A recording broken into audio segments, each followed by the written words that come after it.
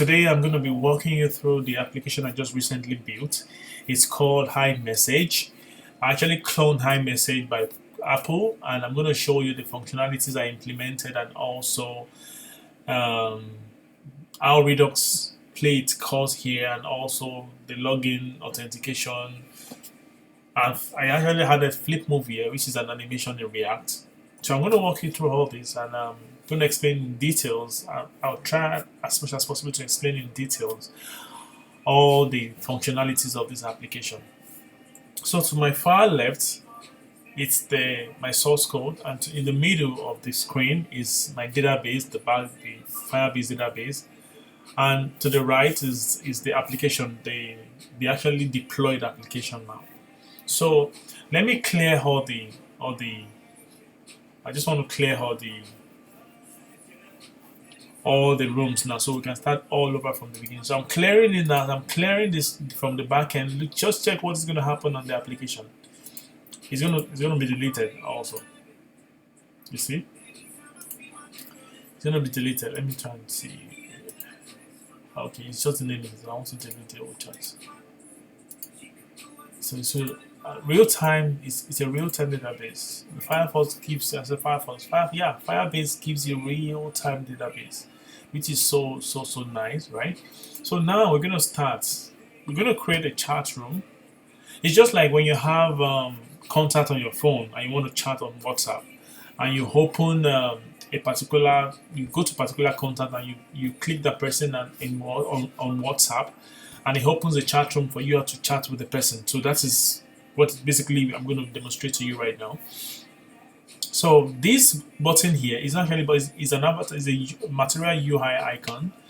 I actually use it to create the chat room, right? So if I click it now, there's gonna be a pop-up on the screen that says that I should please enter chat name, or just a prompt. And when I enter it, that information goes to my database before it comes to my UI. But you really don't know, because everything is real time. So you really don't know, because it's not async, it's real time, right? It's like instantaneous. So you don't really know where it went to first before you get it on your UI.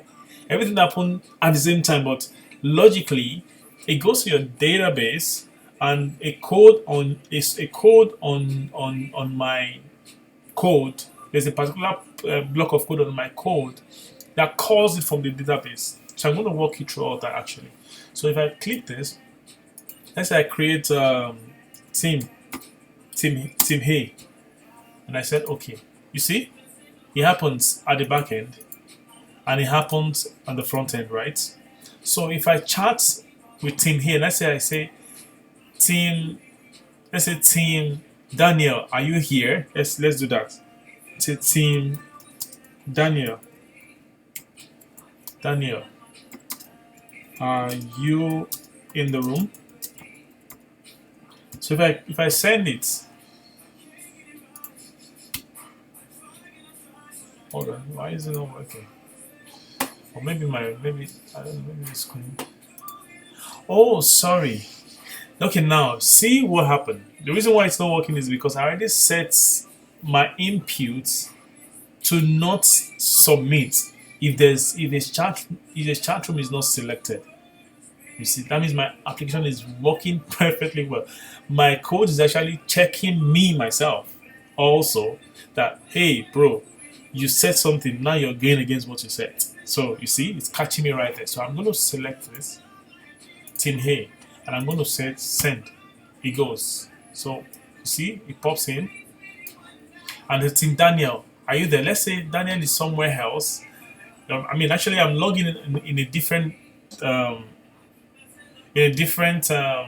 laptop right now. So I'm going to say Team Daniel. Okay, Daniel is on another page now, chatting me. Say hi, and he said hi, team. Hi, team. Team Tony. Let's put it that way. I'm here. I am here. You see, it's going to pop up now on the screen. Boom. So you see, say hi, Team Tony. I'm here. It came. You understand? So you can see the real-time functionality of this application. It goes to the database first and is rendered in the UI. on the UI instantaneously, no delay. That is the power of what? Of Firebase. So I encourage you guys to learn how to use Firebase and utilize the magnificent power of Firebase. Thank you so much. So now, that all being said, we're going to dive into, and also I can log out and still log back in. If I log back in, watch what happens.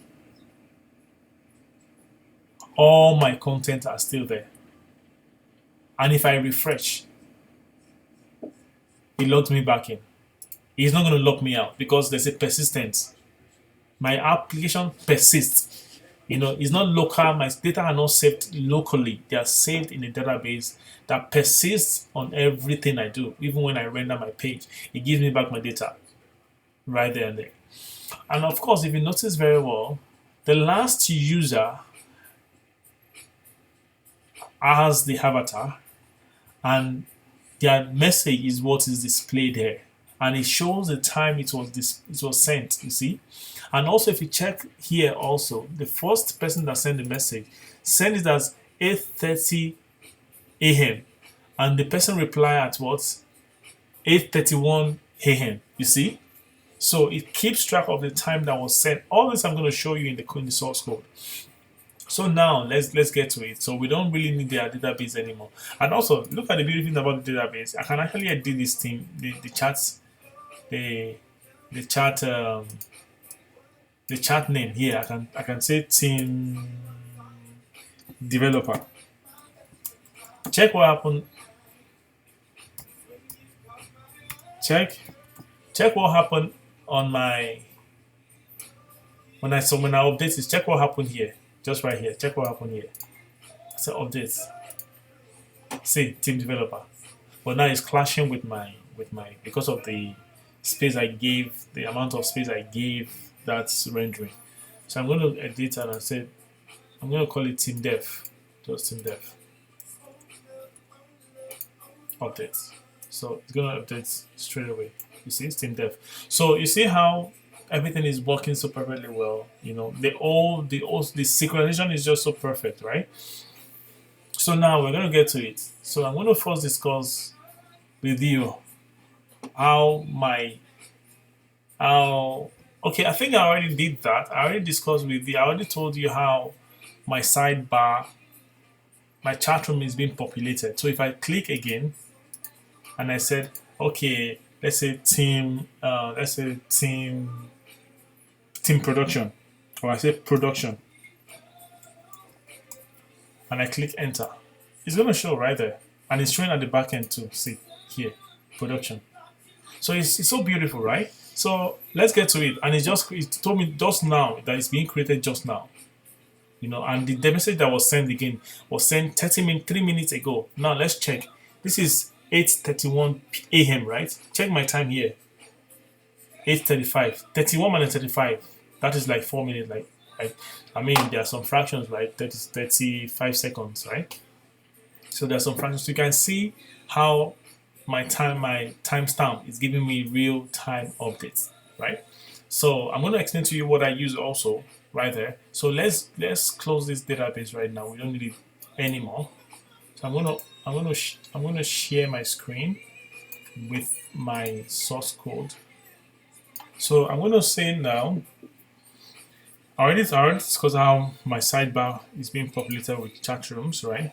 How it happened, but I'm going to explain to you now also from the code. So I'm going to go to my sidebar, and here in my sidebar, I'm going to go to where I have this logo, this button. Let's just call it the button for now. So this is right here, line 56. So I had an inline function. I said on click, listen for a click event, and on click, carry out this function, add charts. So let's go to where the function is being declared. So I declared the function here, and I gave it a block of code, what I want to do. Like, this is an arrow function. So I said, do this. Now, what is this? You remember when I click this, here, there's a pop-up, this pop-up. What gives this, what line of code produce this pop-up? Is this one here. Just this one. If you can try it on your, just go to your Okay, let's try something. Should we?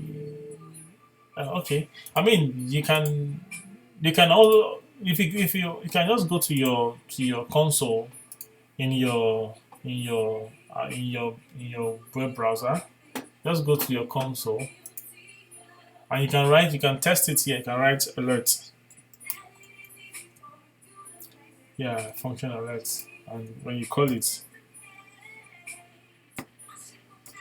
and you press enter, so you see, so it comes up. So I mean, alert function is something that by now you should understand how it works, right? So I set my alerts. I use prompt here actually. I set it to what? Because I want to have an input, so I'm going to use prompt. So if I use prompt here also, it's going to give you the same things. Just check. Let's check it so that you know. You see prompt function. If I call it, press enter. See, you gave me an input, right?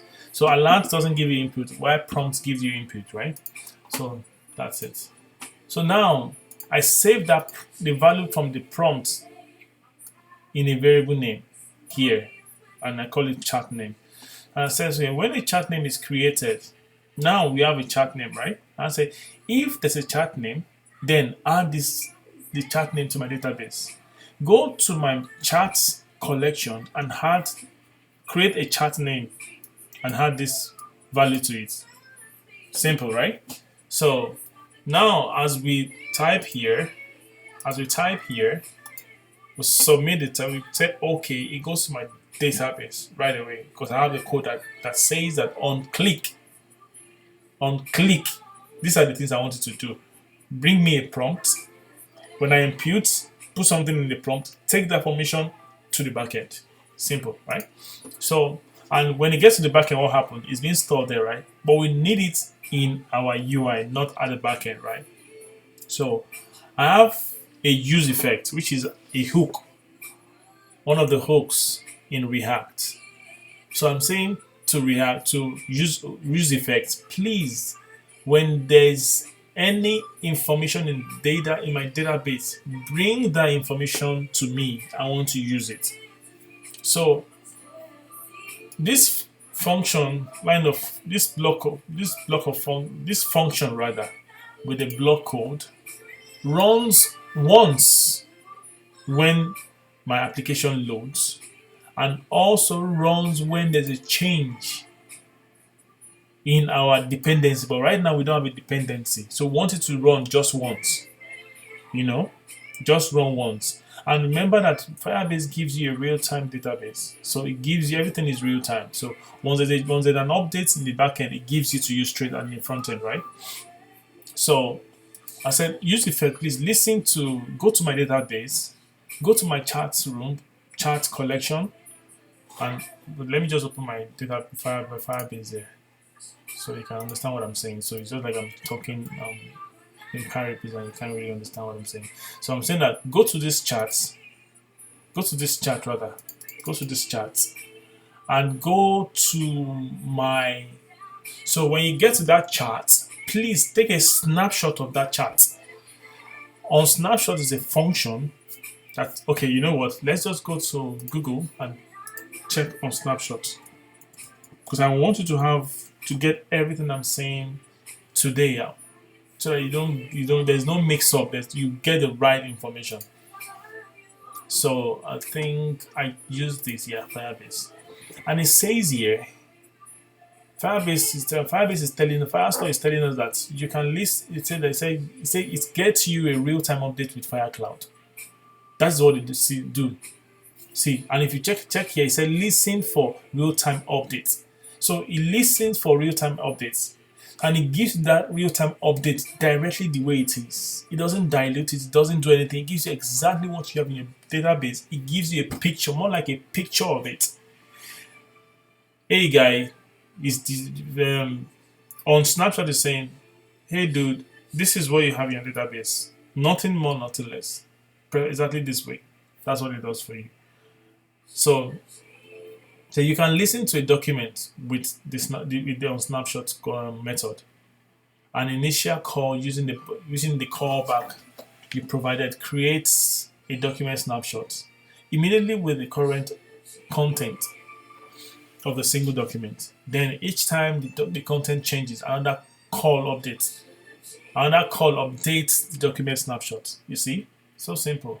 You're saying that there's a callback function, and an initial callback using an initial call using the callback you provided, the callback function. So now look at it now. Use effect is a function, right? And inside of use effect, there's a callback function which is on snapshots. It's a callback. This is a callback function now. Calling back callback function. So the function inside the function. That function inside the function is called the callback function. So that is exactly what it is. So it gives you that real. Oh shoot! What did I just do? Okay, let me just local host 3001. I just deleted my localhost 3001. Oh shit! Oh, what? Okay, why am I even going through this stress? Sorry guys, sorry about that guys. Let me just restart it. Let me just restart it now. Why am I having to? Anyway, it's all good. So I'll say npm starts. So it gives me this. This is, by the way, this is the deployed application already. So I don't want to use the deployed application. I want to use the application. I want to be showing you as it's happening at my codes, using my codes. So as we wait for that to happen, so let's just continue. But let me log in the meantime. So sorry guys, sorry about that guys. I'm so sorry. So I'm saying use effect. Go to my database and get me a snapshot of what it looks like. And when you get a snapshot of what it's like, okay, before I continue on that, I'm going to say something now. And please put this at the back of your mind. Always remember this, that when you save something in your database, when you're bringing it back to your code to use, you have to bring it back and save it in a state, in a temporal state, in a local state in your application, in your code. So that you can, from there, you can, when you store it in a variable name, you can use it around your code. Otherwise, you can't just get all the data and start using it from database. It doesn't really make sense. So create a state and store it in that state, in the local state, not Redux right now, in the local state. So you're going to just use state. So we created a state here, and we say we're going to use the information that is coming back from the database to update this state. And mind you, the second parameter here is a function that updates the first parameter. First parameter is a variable. Second parameter is a function that updates this variable using the use state. So the initial state now it's an empty array. Why are we using empty? Why are we making this variable an array? The reason is because we're going to be having a couple of charts created, right? Line up here. So it's going to form an array of objects. So since it's an array of objects, so it's better for us to use to make it an array. We are declaring here to use it that please our data, our variable name is actually an array. The type of variable that it is an array. That's what I'm telling you state here. Otherwise, it will just realize if you leave this empty, it will just think maybe it's a string, or you can make it. I mean, it's gonna by default. I think it's gonna think it's a string. So, we don't want that, right? So, these two information, right? Because now our snapshot is returning this information. So, because I'm saying on snapshot, take one snapshot and return and map through that one snapshot, because I've closed it already. When I open that database the other time, if you notice very well, there's a snapshot of, okay, you know what, let me just go back to it again. So I don't want to talk in abstract. I want you to see what I'm saying. So now we're saying that go to this chart, right? And now this is the information we need. All this information we need it, but not all. We want to iterate on them also. So say This is one chart, right? This is another chart. Inside charts. So we now say down that please give me a snapshot, and the snapshot starts from here. Or everything that from here forward, they are all snapshots. So because we already say go into my chart and give me a snapshot of what my chart looks like. So now that we have this information on as a snapshot on our snapshot, I'm now saying that snapshot, go to the document of the snapshot in that snapshot and map through all the documents and return to every document, return this information. I mean, return this data that that document has, which is go into this place and return this thing for me. I remember when we created this chat room, Firebase already gave every chat room a chat ID. And let me call it an so I don't confuse you guys. It gives every chat room an ID. So, which is, look at it here. And look at it here. Same thing here. What you see here is what you see here. So it gives you the chat ID. A unique chat ID. Sorry, a unique ID. Sorry, I keep saying chat ID. Sorry, my bad. A unique ID, right? So now, store that unique ID. Please store it inside this place, inside this ID. And store the other remaining data that will probably occur. Store it in this data. And store everything now. We are using set charts to store everything where inside the chart variable. So now that we have it there, we want to populate our sidebar, right? Using our sidebar chart component. Because every line like this is a component. That's what we do in React. We build things, we build elements, we build content in components. So we now go to where we have it down here and I say, okay, map through all our charts and return one chart and use that chart to update our charts, but sidebar charts. Now, this line of code here, this simple object here, is a destructure. It's called destructuring. It's actually equal to a single chart. Because remember that when if use effect went into our application, into our database, it brought back this right? It brought back ID, it brought back this object. You can see it's an object it brought back, right? So it's an object, it brought back an object to update our chart, right? So we now destructure it here. Remember that data has so many things inside, but we only need our chart name. So we leave it there. Just give us our only chart name. That's what we need. If you console log data here, you will see. You see chart name. You see many elements. You see many things. But now what we need basically is our chart name. So we'll pass in as a prop to our sidebar chart. Also, remember when you are rendering a React component rather, that has a child, you must give it a unique key. If you don't give it a unique key, your code is going to crash. Always have that at the back of your mind. So we pass in ID, we pass in chart name. This is normally I would have written ID, chart name, but normally I write it this way so I myself can understand in the future when I'm reading this code. Okay, yeah, chart, can understand what it means, So, and we have a key, we have the ID. We use just to give it the same ID name. Sorry, the same ID rather.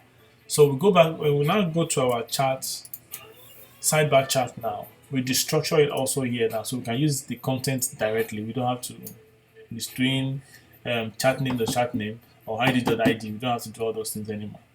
So we now say, what do we want? We want the H4, which is the name of that component to be chart name, and the P, which is the paragraph, which is going to be the message, right? The message. But look at this production, it doesn't have message yet, right? So it's empty. But when there's a message, when the message comes into that chat room, it will show here underneath the message, and there's a timestamp. So now, instead of me having, okay, you know what? I'm going to do something right now, guys. I'm going to cut out this timestamp. I'm going to cut it out. I'm going to write timestamp. Just watch when I save it. Watch what happens in my here. Just what happened here. Control S. You see, timestamp, timestamp. It's gone, right? So instead of me having that text, instead of me hard coding my time, which is not going to be changing because it's not dynamic, right? So I use a timestamp, and it's from where to go. I use a to go time ago functionality. And if you Google time ago, let's Google time. Like I said, I don't want to be talking in abstract, so let's Google time ago. How it works. Time ago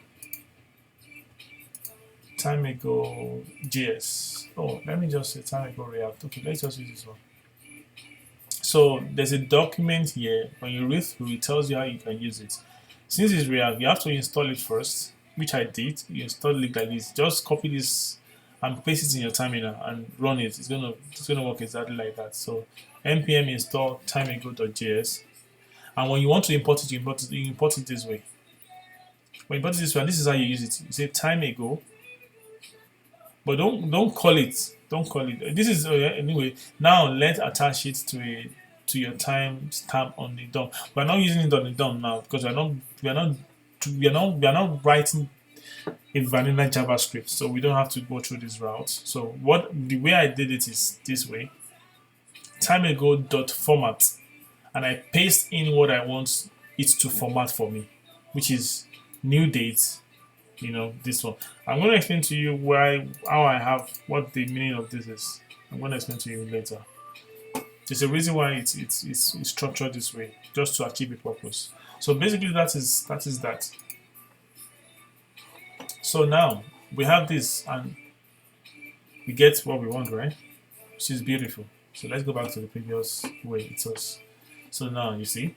So what am I going to do now next? I've already explained to you how my sidebar is being populated, right? And I hope you understand every explanation. Please, if you don't, you can just go back to the video and watch again. I mean, that way, if you watch it over and over, you'll be able to understand what I'm actually trying to say. So I'm going to go to how my message is being generated. And when it's generated, how it's being populated here in this message, in this chat room. Let's call this whole big room a chat room. But before that, I want to show you something. We need to select a chat room to be able to chat, right?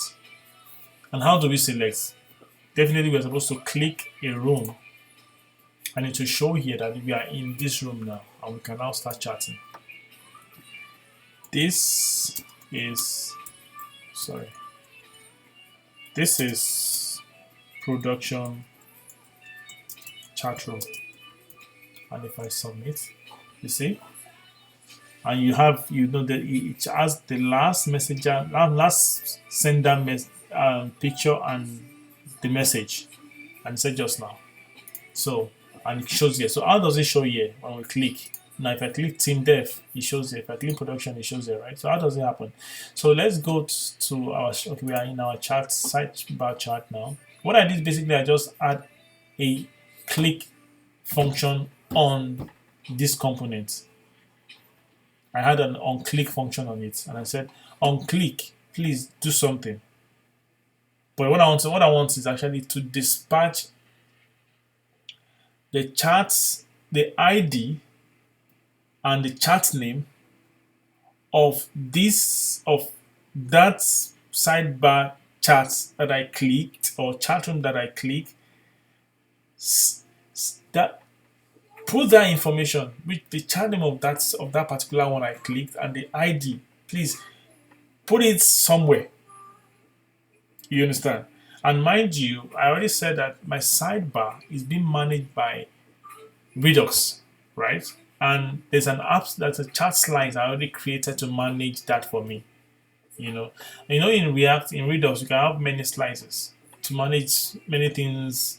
Take for instance, you can have slices to manage your user, to manage your sidebar, to manage your, maybe you're building a commercial e-commerce website, to manage your basket, to manage your anything, anything that you want to manage is you want to give a state to, and you want to manage the state. Maybe like you want to change the state.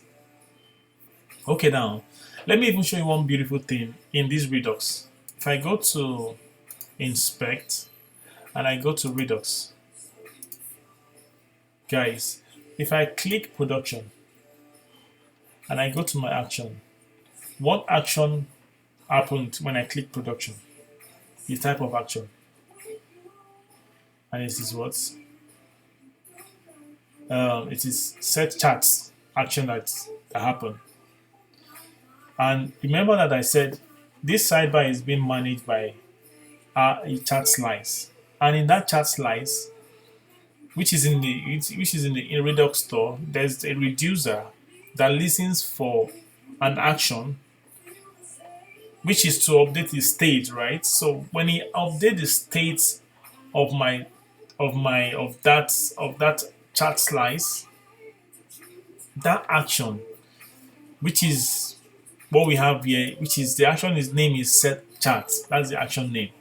And there's a payload, which is the information in that action, which is production, which is to set something to something, right? So the action is what? Set chart, which you have here, right? And the chart ID is what? This is the chart ID, and the chart name is what? This is the payload now. Like I said, this is the payload, right? Which has the information on what you want to change with. Definitely Redux listen to an action, and it requires two things: the previous state and what's the previous state and the current action. The current action is the payload, right? So is the set chart. That's the action. And in the set charts, in the action, you have actually a payload which contains the information you want to update with. So now, if I click on another one, now check something. It's still the same action, right? But look at the payload has changed. If I go back to it, it changes. Look at it, real time. You see? So state, look at the states, user states. Anyway, we don't need to choose because we already logged in. So when we logged in, Google provided a UID for us, a photo for us, an email for us, a display name for us, a verify. Verify is just something I use to verify that if the account is verified, then this avatar here should be blue. So, and it's true actually. It will set, if it was false, then this won't even show at all. You won't have this here. So we don't really use that one now because we already logged in. So look at it here. So basically that is the state, right? And the action is this one, right? And the difference is equal now. So basically, to look at it now, we are in production now, right? If I click the version, that the difference is the same thing. See, it says states are equal because the previous before I clicked and the now after I click is the same. The states are the same. But if I click on a different one, see, it will tell me that our chart ID changed from the production chart ID to what? To team dev chart ID. And the chart name change from the production name to team dev name, you see. And if I click back on production, now watch what happens. It changes from team dev ID to what production ID, and from team dev name to production name, which is very beautiful, right? This is one about Redux that I love so much. It gives you it makes your debugging so easy, so much easy for you, and it's so nice. I mean, Facebook just make Redux so simple and so easy to use right now. So that's all said and done, right? So I can actually retract also. You can see I can go back to this state. I can go back to this place.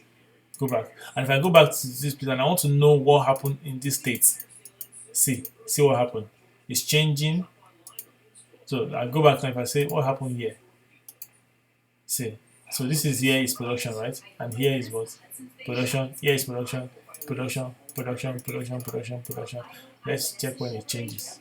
See, it changes to team dev, production back, right? So you can actually go back in time to check, every action, what is happening there, right? Which is so beautiful, right? So let's go on. So now what we're gonna do now, we already spoke about how. So now we want to see how this changed dynamically when we click this function. So I say on when you click it. Now I'm going to use a dispatch. This dispatch is like a gun that shoots an action into your Redux store. So I'm using a dispatch now from use dispatch from my Redux. It's a hook tool. It's one of the hooks in Redux. So my dispatch sets calls use this action, which is from our app slice, which we already imported here. See, we already said import set chat from chat slice, right? So now we gone that information to our Redux store, right? And we use the information that we have in this particular component, the ID and the chat name. We use it to set our ID and username and the chat name rather in our Redux store because we're going to use it later. So having said that, so now we have access to it now, right? We have access to that chat name, right, in our Redux store. And remember that we can use selector to get that information from our Redux store, right? So basically, what I just did here was just to go to. Now I want to populate this information. So go to my chat, and I said in my chat header where I have this line, what I said is basically, please bring in my chat name from my Redux store, which is this, and I'm using use selector to pull my chat name. Remember, okay, you know what? Let me go to that particular Redux store so I can show you what I'm talking about. Where is this chat slice? Let me go to my chat slice so I can show you. So everything is not, like I said, I don't want anything abstract today. This is my chat slice, which I already created. I'm not going to run through this today because I already have videos that spoke about how to use Redux to manage your state, okay? So I already exported two things. I exported select chat ID and select chat name. So I can have access to these now through using my use selector. I can use my use selector to pull down this information. So now you see where I'm getting this use select chat ID from, right? So it's not a misery. So I'm going back to my chat and I'm saying that this line of code now gives me my chat name, pulls my chat name from my Redux store using use selector, and it's stored in this variable name chat name. So here I can have access to it, and I just say here, please put it here. Where is it? Put it here. Yeah, simple. That's all, right? So when you click, anyone you click, it updates here. Just keep updating. So now, having said that, let's go to how we impute messages, and it's taken to our database, and from database is now rendered on our application, in our application rather. So I'm going to go to my chat still, and I'm going to go to that form. I created a form so that I'll be able to submit it. You know, I can actually use impute directly, but I feel like impute I will have to mandatorily use my button, because if I click enter on my keyboard, it will not submit unless I click something. So I use a form, and mind you, when you use a form, you have to do prevent defaults so that your form doesn't keep rendering at every time you submit. So I'm going to show you that anyway. So in this impute, I mean, of course, I have also a video that spoke about how to manage the state of an impute, but I'm going to run through it again now. So I want to be able to type in something here, like type in anything here, and I want to be able to capture that data and put it somewhere. So basically, that's what I want to do. So what I'm going to do basically is I'm going to create a local state to manage that. I'm going to create that state here, and I'm just going to say the state is it's called impute now, and I'm using use state. So I'm going to say in my impute, I'm going to tell my impute that where is my impute? Yeah, I'm saying on change. That means if you notice any change, maybe your state initially was empty string. Once you start noticing that there's an impute being entered into you, please, what I want you to do is that use that impute to set my impute state into your value that is coming into you. So I now said, okay, your value now will now be equal to my impute. So I now said that I'm now using the set impute to update my impute state, right? input variable. So which is this line of code here, which is what this line of code does. So now that we have whatever we type in is being saved now inside here, inside our input here. But we want to save it, we want to take it to our database. So what we need to do is basically simple. We're going to use a button function to give a command as to when it should be sent to our database. So I'm going to click on our button 2, and I'm going to say when you hear a click, when the button is clicked, call this function, which is send message. So I'm going to go to where the function is being rendered. It's being declared. I declared it here on line 37, 39, and I said using arrow function, there's an event. Remember, there's an event. You have to use an event so it can prevent default of your form behavior. So now say, okay, now when you click that button, carry out this line of code. Go to my database, because already my database is already connected to my application. So that is why I can always call my database. And if you notice very well, I already have a video that spoke about how you can set up your Firebase as a database and use it in your application. It's in my YouTube channel. You can go there and check the video. It's explanatory. It will show you how you can use Firebase, how you can connect Firebase to your application. So now go to DB, go to my chat room. So I'm going to show you now DB now. Go to my chat room, and now because I want to be sure I'm sending the message to the right chat room, right? So go to my chats rather, and use chat ID. I'm using the chat ID now to monitor where the message is going. Remember I told you that that chat ID we're going to use it very soon. So this is where we're using it. So we're using the chat ID to monitor where the chat messages are going. So in that doc, we give it a variable and a parameter rather. I will say this is your condition that you have to bear with. Go to and now we now call the message collection. I'll now add the information that we want to add. So what are the information? We're adding an object information, right? Which is this object. Add this object. So remember that when the user logs in, Google Authentication gave the user a UID, pulled out his photo or her photo, their email, and their display name. Remember that. So we're going to use the information here now. And what we are saying basically is that please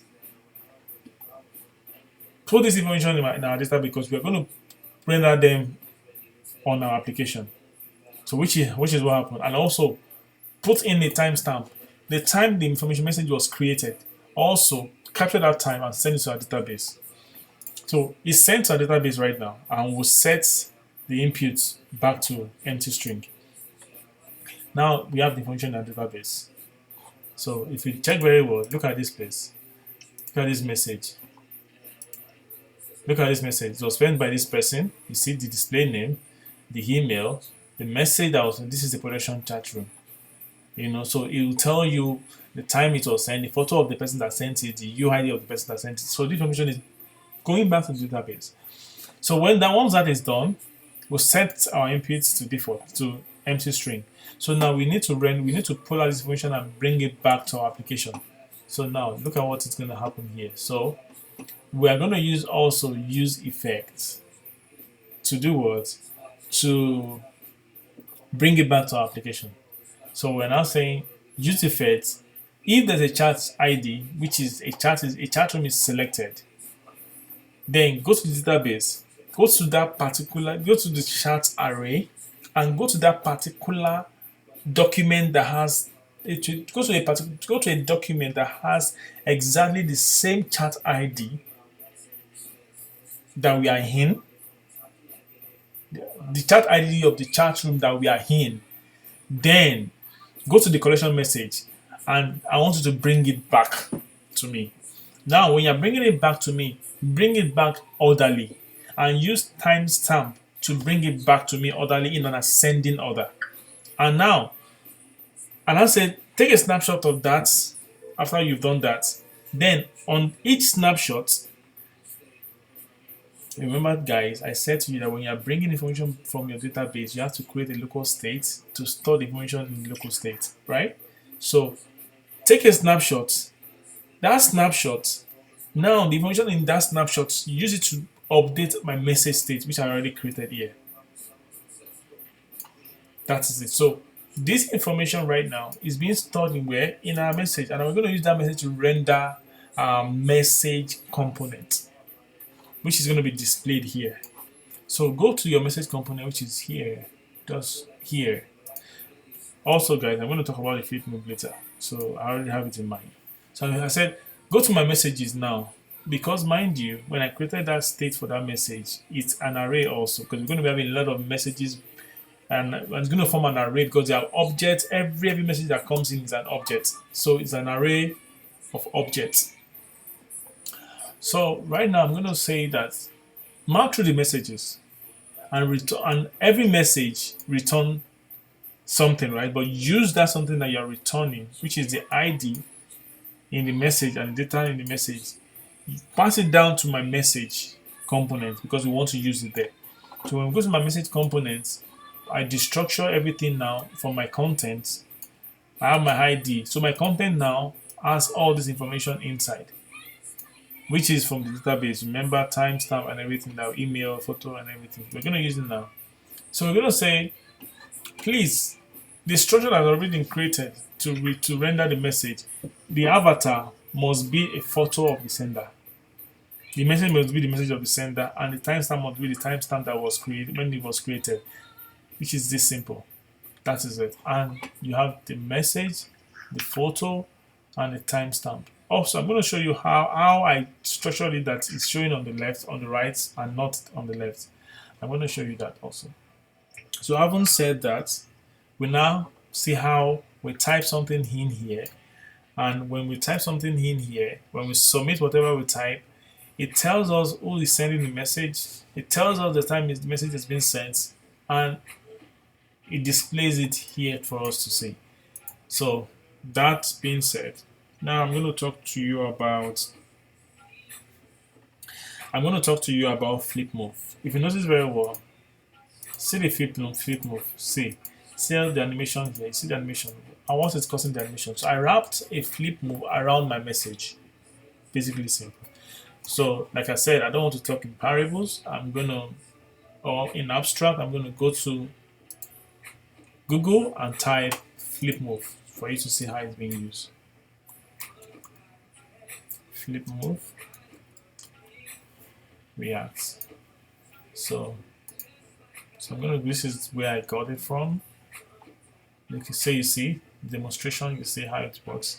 So I went here and I read how it's being used. To start with, you're supposed to even install it in your Redux, in your React rather. And how to install it, you just say install, I think you say install npm install React flip move. And when you want to import it, into your application, you said import flip mode from React flip move. That's it. And you wrap your what you want to animate around you wrap the flip move component around it, because it's actually a component. So if I go to my chart and where I have my message, so that's where you see the flip move here. So when you go inside the chart, also you have to make some settings here. You have to, don't forget that you're supposed to import it here. So when you go to your message, you also do something here. You will change your functional components to what?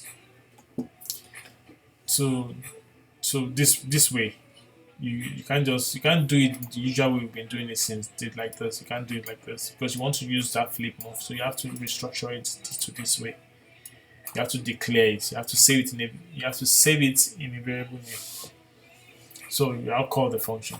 So we now wrap all the information that we have inside of our of this function. We'll wrap it and we'll put it inside the forward ref, because we are calling the forward ref now. So we have to call it and we'll pass the information that we have, all the things we are rendering, we'll pass it in as a parameter. So That's the structure, and also you have to pull the ref.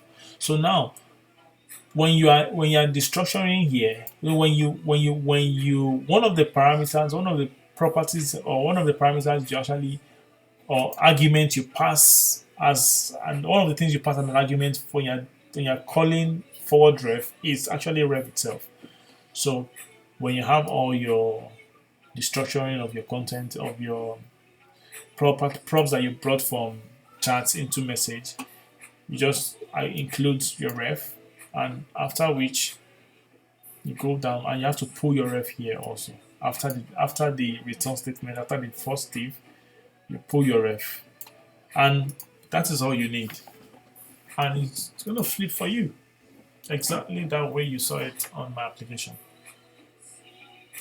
So that's how you have this animation. You see, so beautiful, right?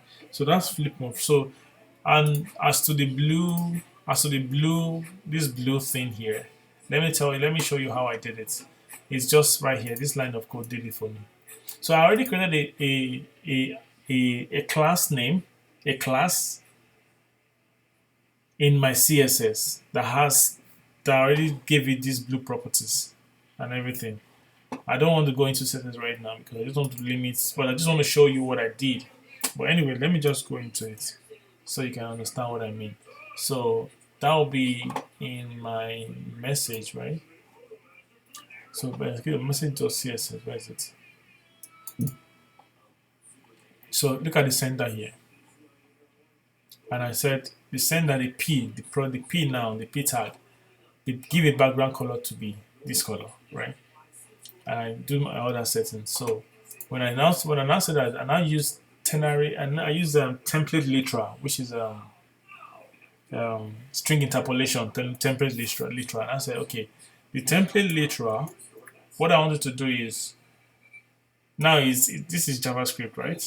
So I'm turning this class name into JavaScript. And I'm saying, still give it the class name of message, but if the user .email, we're not using the email now as a condition that we want to use to render what we want to render.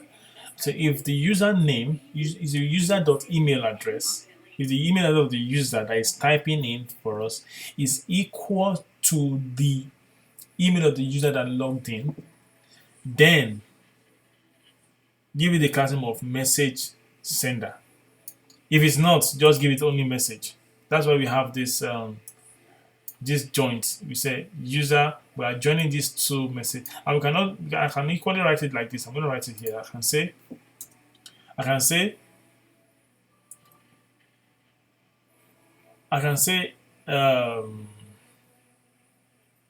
this way. I can say if a user dot email is equal to the email, if the person that is sending message that is equal to the email that logged in, then do this. If this, then do this. Render message sender. You get it?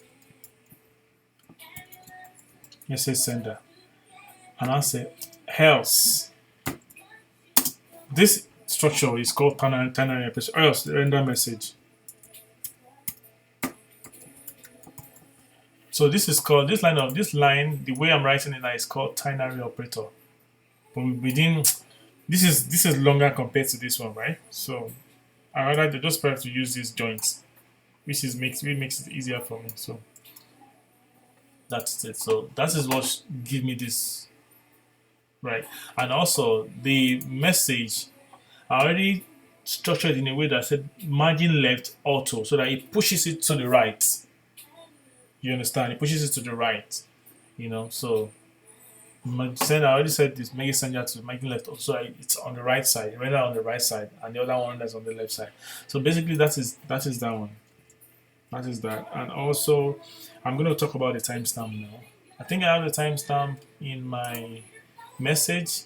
This one, basically, there's nothing to say about this one. It's just, even if you go online, you can see the structure right there. Google timestamp is to show you how to write a timestamp. How to write a line that generates a random it generates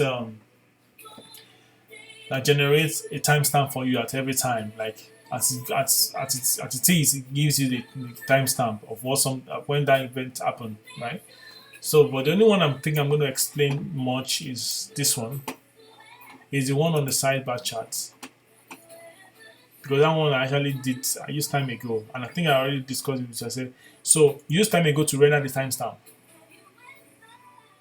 But the only thing we need is the date. Is to just to date.